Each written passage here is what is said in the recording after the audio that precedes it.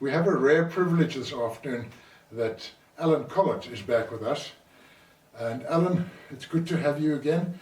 And I believe that you've been filming, you were filming Black Eagles at the larger end of the scale, but you've been filming something much smaller recently. Is that correct? Yes, Rob, thank you. I was birding south of town, of Grafenet, and I noticed that there were a pair of Cape Penduline tits building their nest. I wasn't very surprised because they've nested in that area in previous years as well. So very pleased and chuffed to see that they were building. We were just saying off camera how your passion for birding has led you to understand it's not what you know about birds, it's what the birds do to you. Tell us about it. Yes, Rob. We all have our levels of knowledge. People feel inadequate because they don't have enough knowledge. To me, knowledge is actually irrelevant, because what matters with the birds, if you are involved and you love the birds, what matters is what they do to you, and of course what you can do to conserve them. But that relationship where they can give you pleasure, it's just gorgeous. It's a fantastic thing to experience. Now, you were telling me that the Penduline tit is such a clever little bird. Talk about that. Yes, Rob, they're wonderful little birds. They, of our smallest birds, there's a bit of controversy about which our smallest bird is, and it's sort of between Cape Penduline tit and fairy flycatcher. So fairy flycatcher is a little bit longer because it's got a longer tail, but it's a bit lighter. It's a couple of grams lighter. I mean, these birds are very small. Cape Penduline tit is 9 to 7 centimeters in length, and fairy flycatcher is similar. But Cape Penduline tit has fascinated me for a long time. I've always lived in the Karoo, and I've always, from time to time, had contact with them.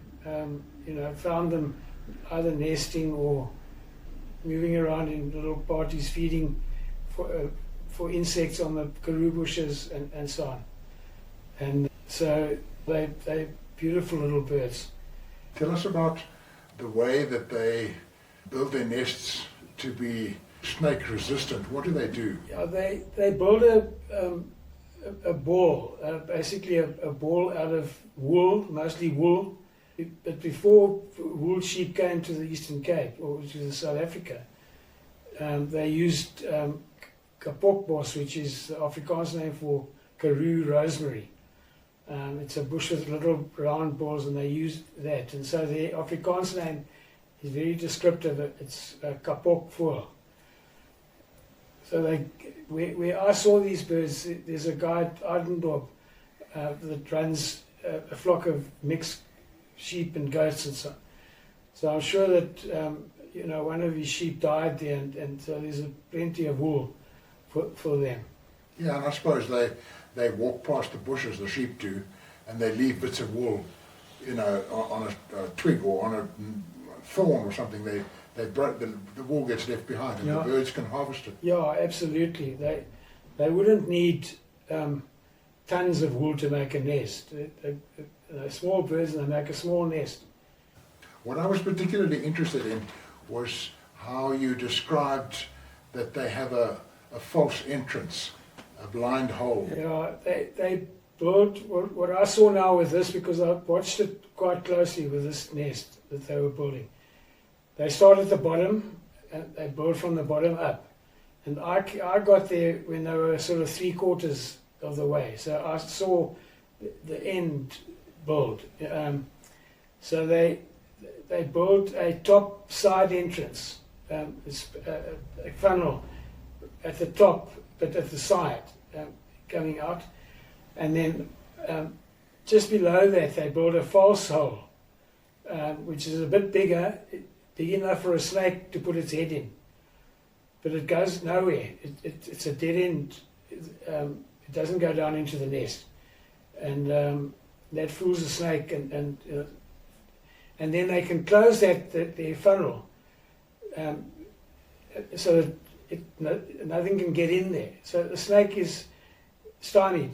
He can't get in and loses interest. And the mechanism for closing the hole, do they simply pull it down and sort of stitch a bit of wool into the other? What do they do? How do they do that? Wool has got barbs, small barbs. If you take two pieces of wool and push them together, they'll stay like that. They'll stay pushed together because they've got barbs. They are very clever like that. Great. Wonderful. So then we have a look at the video that you took of the Penduline Tits building their nest, and you will have your commentary about how they do that. So we'll cut to the footage. Yeah. Okay. Great. Yeah.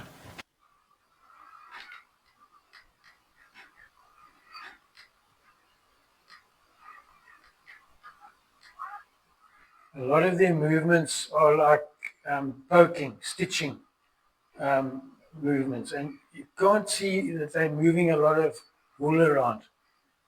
But when you look again, they've gone far with the nest.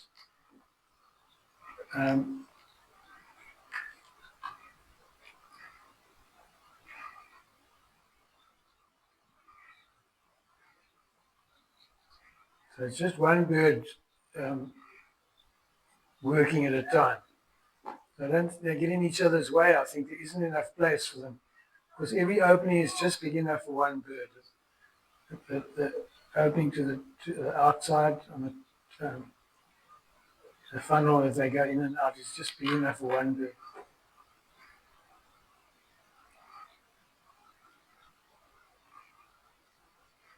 And what he's doing now, what they're doing now is attaching the body of the nest to the branches. That's the main activity now, is doing that.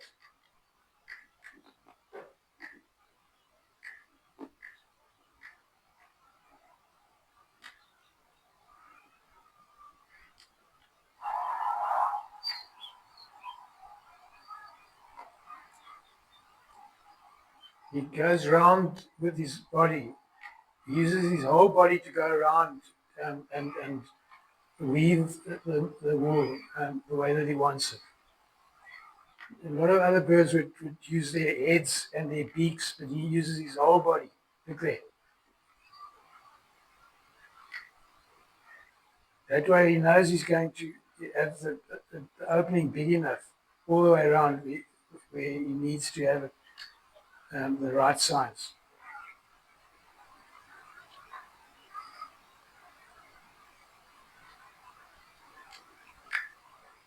Wool has got little barbs, and they use that fact to make the wool stick together. And there's a lot of poking, knitting, going on. So the one bird flew off as this one arrived. The other one flew off, which illustrates very nicely what I've been saying about they build one at a time. They are together, but just for a short time, and the other one leaves.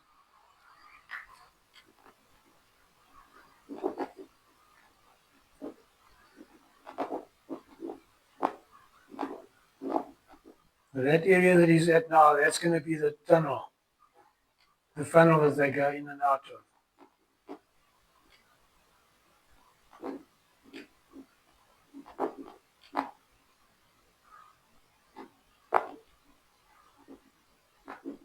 A lot of poking, as if they knitting it. They're knitting the wool together. There it goes down into the bottom of the nest. You can see his movements there.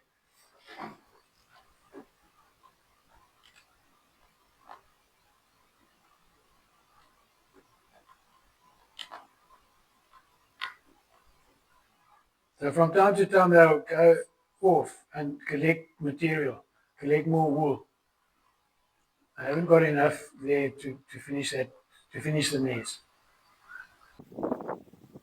Okay, so we fast forward now to when the nest is virtually finished. That tunnel is they go in and out of, and they can close it, and they do. And just under the tunnel is a false hole, which is to pull the slacks. I actually think on the left-hand side there's another false hole that they had sort of extra material that they used to make another false hole. But I've never seen that before. Can't be sure that it's actually the case.